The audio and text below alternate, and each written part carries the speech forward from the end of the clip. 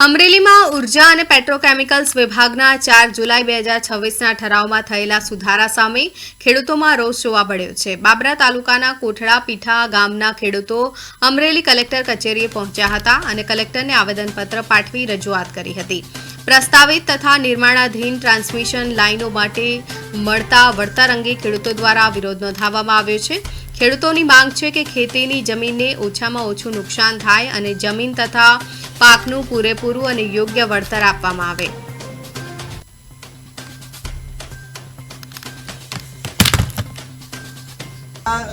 ગામનો તલાટી મંત્રી એમ કહે કે અમારામાં નો આવે, રેવન્યુમાં આવે, અને રેવન્યુ તલાટી ક્યાંય પણ એક પણ ગામડે જતો નથી। એના સેજાના ગામડામાં 700 આપણા જિલ્લાના ટોટલ ગામડામાં ક્યાંય નથી જતો।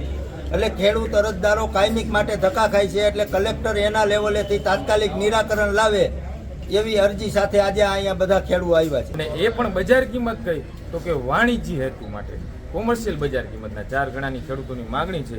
એ માગણી સાથે તમામ જિલ્લામાં આવેલા ગામડાના જે ખેડૂતો અહીં એકત્રિત થઈ અને પદયાત્રા સ્વરૂપે આવીને આવેદનપત્ર કલેક્ટર સાહેબને આપેલું।